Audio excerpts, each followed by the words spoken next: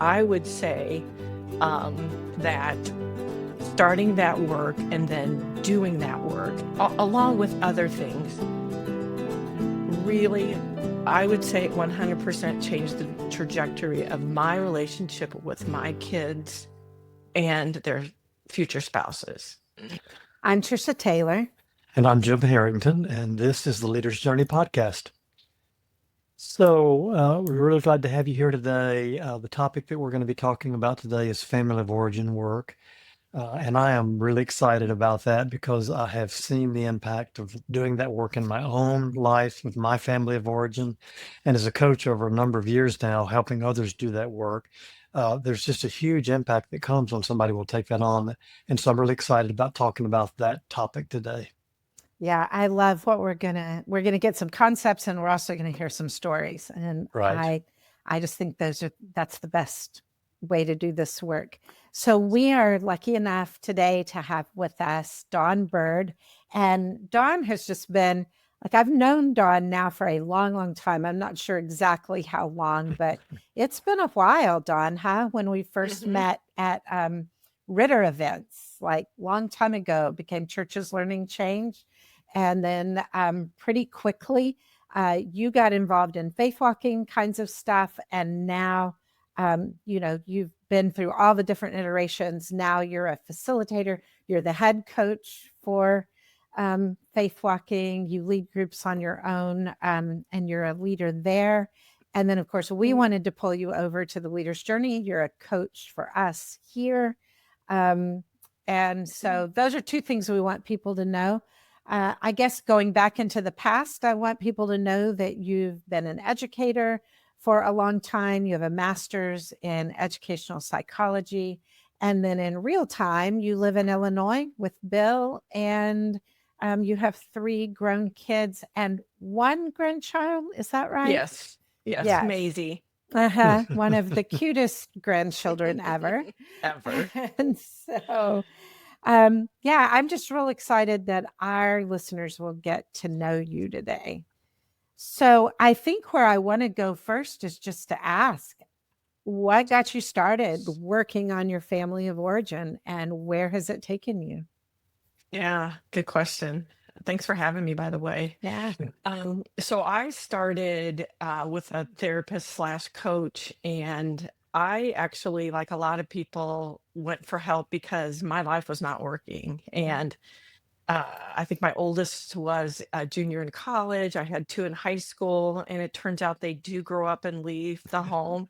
And it also turns out that there's this thing called adult to adult relationship that is really good to move towards. And I had no idea what that was, never heard of it. And so I really went for help because of that. But thankfully, the coach I was working with, not formally, but started to like help me do the things that you do in family of origin work, kind of Mhm. slowly led me into that. I think if she would have announced, we are going to start family of origin work and you're just going to do this, it probably wouldn't have worked, but she slowly led me through it. And yeah, I would say that starting that work and then doing that work, along with other things, really, I would say 100% changed the trajectory of my relationship with my kids and their future spouses. So Hmm. it's really important work. So you're So, saying working on your whole family of origin helped with your kids. It did. Yeah, that's interesting. so, looking Yeah. looking back on that story from there to today, what would you say makes this work so important? What's made it so important for you? And as you coach, as you have clients, what makes it so important for them?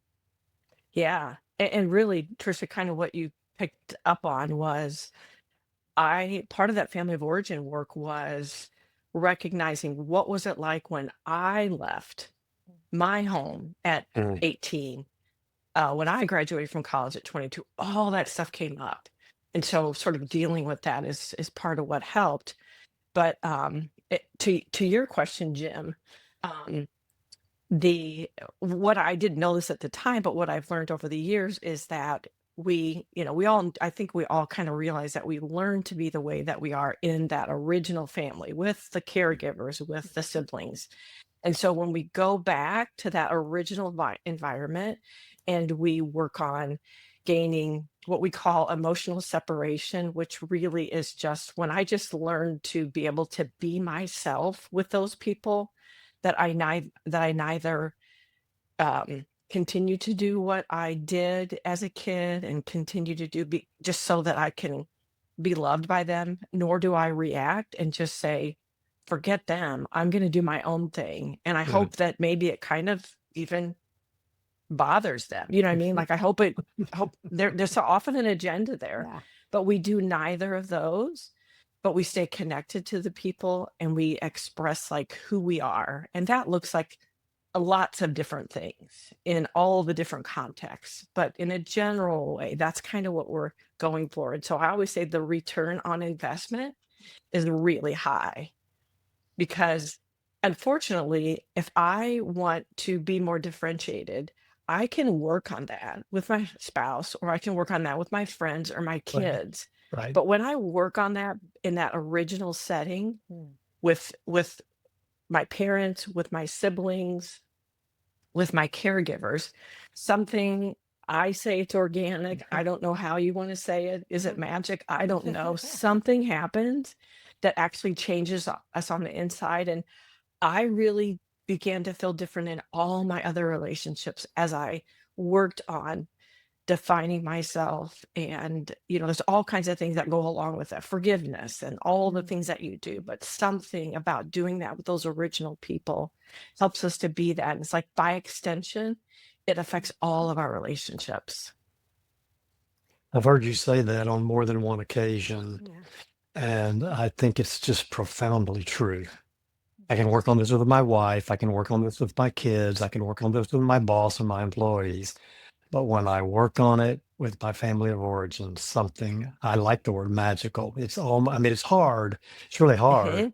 but the impact, the results really are life-changing. They are. Yeah. Yeah. I want to bring you back to a little piece of theory, and then I would really like to hear a story about how you've done this.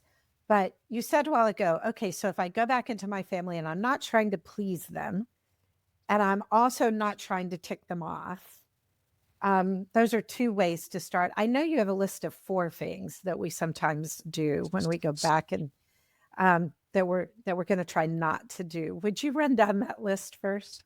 Right. Yeah. So that first one is kind of what I mentioned, like just try to fit in as peacefully as possible. Like how can I not rock the boat? Um, and just a funny example I was thinking about that as I was preparing is a 55-year-old who hides the wine when the parents are going to come visit. That's kind of a funny example, but how many times have you heard people say that they do that? So like what do we do or don't say? Like, because we don't want to upset or offend or hurt. So we always want to be sensitive and respectful. But what am I doing so that my biggest concern is that they don't get upset Good. rather than, well, I don't think that way anymore. And to not say anything would be to sort of give up a piece of myself. Um, and so the other one is like the opposite, the rebel. So, you do or say things like almost again, like just to kind of maybe poke a little bit. I'm going to put the wine on the counter next to the fridge. Yeah. Right. Or have a glass poured for you when you arrive. Right. Yeah. So, yeah, so that's, we often see someone who's like, wow, they're so bold or they're so brave. Look at them showing their independence. And if it independence, that could be like a differentiated response. It could be, wow, this is what I've decided to do. But if it's just, I'm just going to do the opposite, it's not a choice. It's not a decision. And so that is just as, there's just as much like stuck togetherness in that response as keeping things really peaceful. Another thing that we do, and I was guilty of this, and I think probably lots of people who are in the field of coaching or therapy do this, is like, I'm going to go home and I'm going to kind of teach them. And sometimes in kind of a like, it could be like a snarky way, or just like, I'm now the expert now that I have 2 kids and they're 3 and 1. Now I know all the things about parenting, so I'm going to tell you.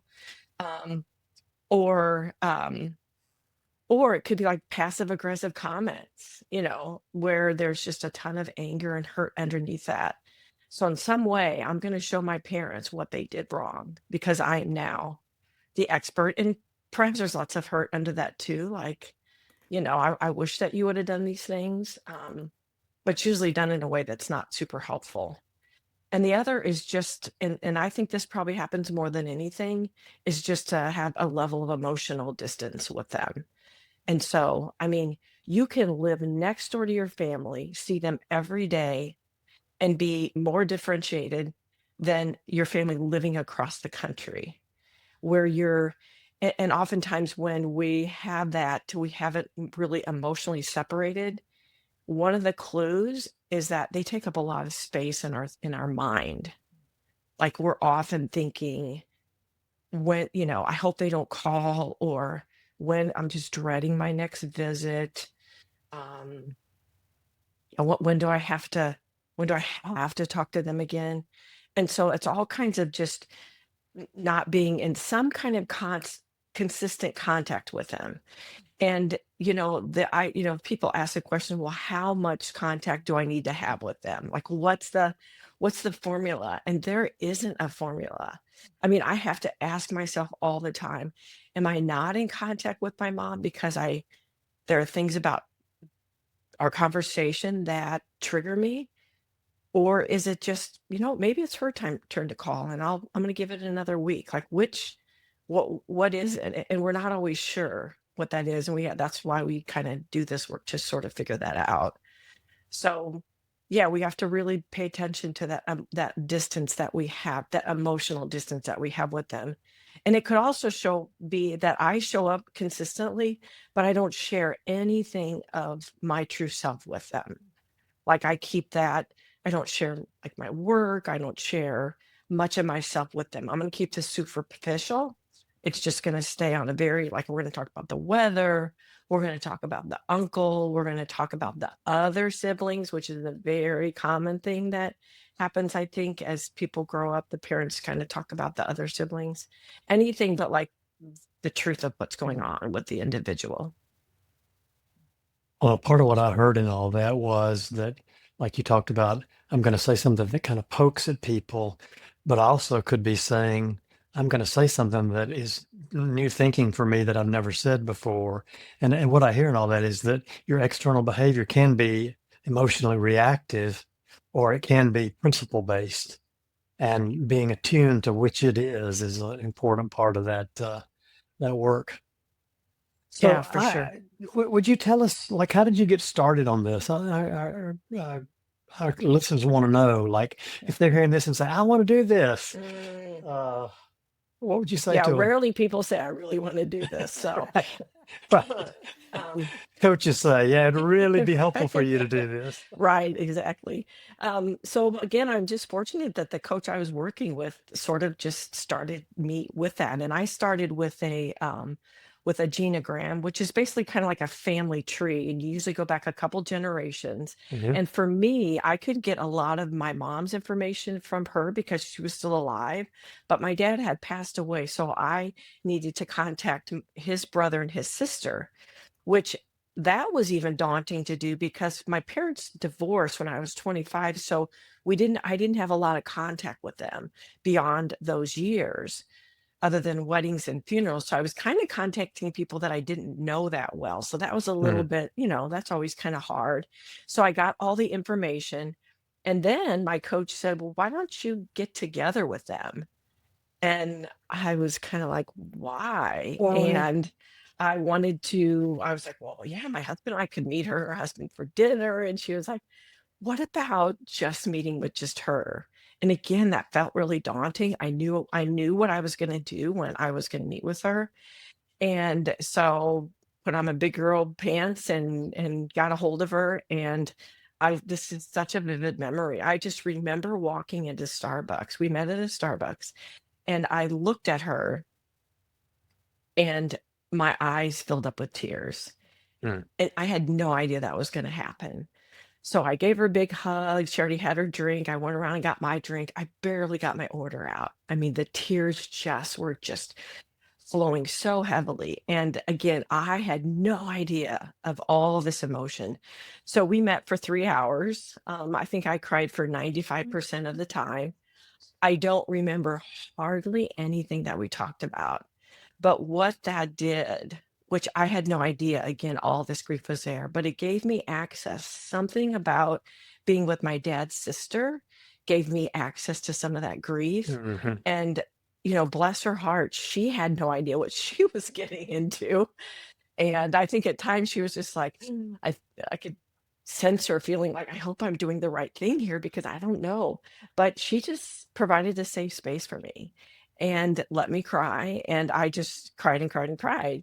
And so that was very meaningful to me. And I realized, wow, there's a lot there that I wasn't aware of in terms of grief.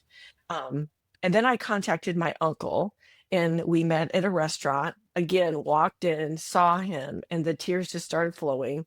Sat down to order the meal. And, I have no bad feelings about this, but I just don't think he knew what to do with it. I don't think he expected the tears. And he just was like, "Oh, Dawn, it's okay. It's okay. Everything's going to be okay." And I was like, "Okay, this isn't going to be that same kind of situation." So we Right. had a good visit. But thankfully he contacted me after that and said, "Hey, I don't know if I answered all your questions. Do you have any more questions?" So we ended up talking on the phone, had a great conversation. I came up with more questions for him, asked him more about what my dad was like as a kid, what he was like in high school, like what a challenge it was for him to go away to school, to college. And so I began to see, I think that the biggest takeaway from this conversation was that I began to see my dad not just as this dimensional person that I had seen him. I mostly knew my dad through my mom's eyes. My dad was uh, just in general more of a quiet guy, um, and my mom was just more verbal, and so I experienced him through her. And it wasn't a very positive experience. It was just like a distant father who, was more interested in drinking with his buddies than being at home. And so in this conversation with my uncle, I was like, wow, there were some really, really, and I know this now too, some really good things about my dad. And I now know how much he loved us, how he did the very best that he could. A lot of the challenges that he faced, his dad died when he was 10. His mom had to work 3 jobs to support the family. I mean, that'd be tough on a 10-year-old boy. And so filling in some pieces from my uncle was really helpful. So, and I've been in somewhat regular contact with him since then. Yeah, and that's been really helpful. I think it's fascinating that your aunt didn't call your uncle and say, Dawn is going to talk to you and she's going to cry the whole time. There was some contact there.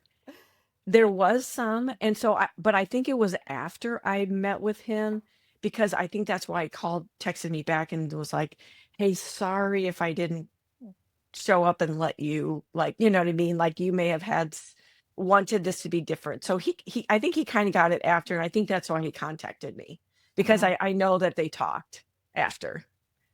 Yeah. So those are your dad's siblings.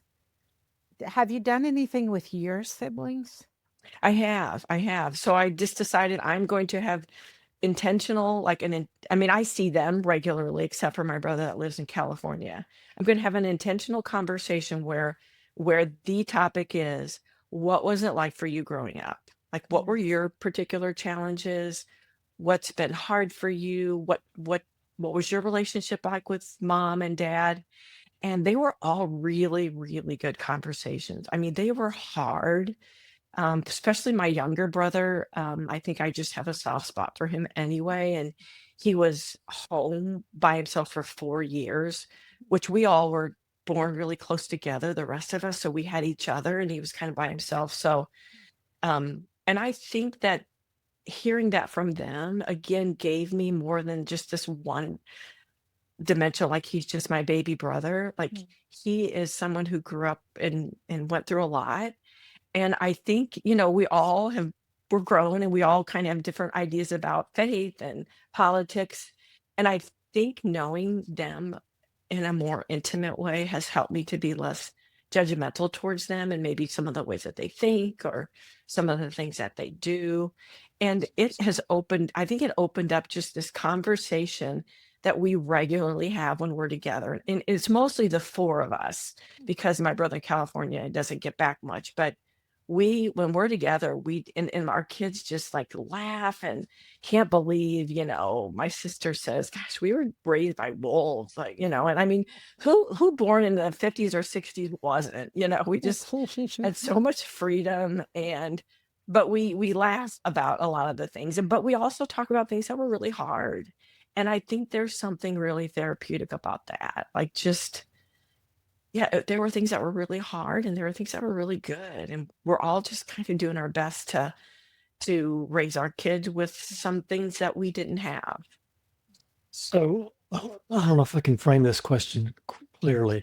Well, I heard you say a couple of things. Because I heard you say three things. I heard you say that doing this process helped you process some grief that you had, that you didn't even know was there. I heard you say that it made your dad more than a one-dimensional figure, that it kind of expanded your view of who he was. And I heard you say that it created the capacity for you and your siblings to have way more authentic conversations when you're together or when you're in conversation than you have. I'm thinking about a listener who's listening to this that would say, I hear all of that, but what's it like beyond, you know, having a better relationship with your family of origin? What's the impact of this? What's this impact of this been on you in your own family, in your work, in your life? As we work with coaches on helping people grow their emotional intelligence, their ability to be self-differentiated. Does it fill in some of those gaps for us?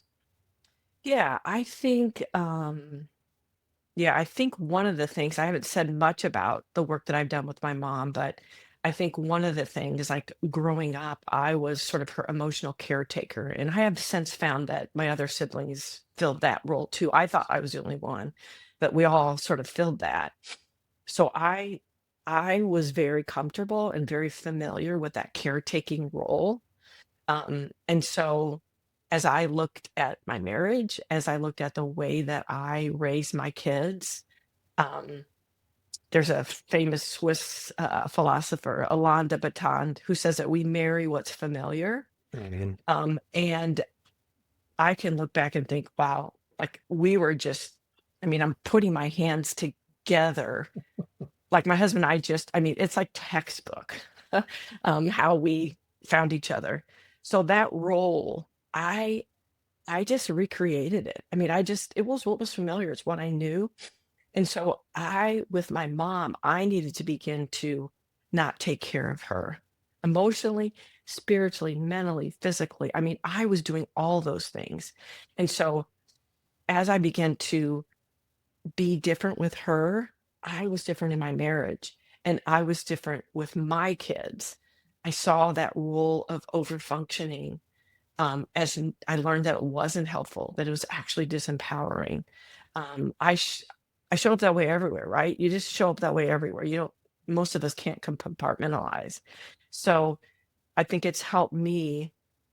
I mean, that's one way it's helped me in in just my day to day life and my mm, closest relationships, which is where I think these things show up most profoundly. The more intimate, the more profoundly they show up. Um, Yeah, I'm trying to think if I answered your question, Jim. yeah, you did. You did. Okay. And what I heard you say was that learning to see how you showed up in your family of origin and practicing being different then helps you to see how you show up. Like I was saying, that if it shows up anywhere, it shows up everywhere. Mhm. And so you're able to see how you're showing up, where you're giving up self, where you're being and all those things that you described, that it gave you access to seeing that, and seeing that then gave you access to beginning to practice being different. Yeah, and I think so my mom and I have had, thankfully, she's done some of her own work, and we have had Mhm. conversations, and she has said, "Dawn, you don't need to take care of me." And she's done fabulous. I mean, when she and my dad divorced, she had very little. She, you know, with her finances, she has a good set of friends and emotional support. I mean, she really does do that. Um, but I still have to work on my end. Like, I still have to be like, "Oh, I don't need to, like, offer to buy this for you," or "I don't need to stick up for you when you and one of my siblings aren't, they say something that I perceive hurts you. I don't need to step in." Um, so I'm working on that probably now more than she is. So I love that. So, so I've known you long enough to know that everything you're saying is absolutely true. Yeah. Let's say somebody is back at the beginning where you were, and they want to get this started. Yeah, what do they where do they start? And what resources are there to help them? Yeah, what would you say to them? yeah, so I mean, there are a couple books that are really good, and I know they could probably we could put in the show notes. One is Family Ties That Bind. One is Growing Yourself Up, and I would even say Kathleen Smith's latest two books, Hmm. Yeah, we're Everything big Isn't fans. Terrible, are basically a lot of family of origin. It's also other things. Those are really good. Um, I think also, like, I just I think this is really hard to do alone because it's so hard. I can pretty much say that I could have picked up a book and read things to do, or maybe got online and find it, but having a coach to report back into, some accountability, if you will, is so helpful because Yeah. I would not, I wish I would have done these things. Like, I don't know if I would have thought of them. I don't know that I would have summoned the courage if I didn't have to report back in how things were going. So I think getting a coach to walk with you through this is a really important piece. And then like as you said earlier, I'm involved in faith walking, and so I lead a family of origin course called Going Home Again. And unfortunately, it does, if you haven't done faith walking, which I highly recommend, We do too. you yeah. So you can, if you complete the 6 modules, then you can take this Going Home Again course, and once you do the modules, and you understand why they're needed before doing the Going Home Again work. Um, yeah, so those are all places to start to think about, engaging. Yeah. For me, when I think about why I do this work, I think about all the things that you said about how it helps you with your family, and how it helps you see how you're showing up in other relationships in your life. The people that I know who do this work and really do it well are people who flourish as human beings. And you're kind of a poster child for me related to that. Mhm. Thanks. I mean, you two have just been like kind of my North Stars for a while. So thank you for investing in me. Well, I think what we want is for people to flourish, not just to survive and not just to be like, everything's functioning at some low level, but that we really find purpose and meaning, joy in life. We believe that that's God's intention and design, and that this family of origin work is it's not the key. I mean, not the key, but it's a really important key to finding that kind of life. Yeah. Yeah. And I think one of the important things it does is it gives us access to some of the things that we don't know that we don't know. Exactly. And that's really, really important in the work that we do. Yeah.